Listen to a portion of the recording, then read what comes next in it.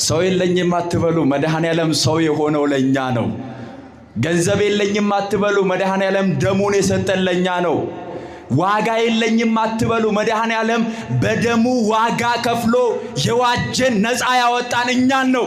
ከዚህ በኋላ ተስፋ የለኝም አትበሉ፣ ገነት መንግሥተ ሰማያት ያዘጋጀልን ለኛ ነው።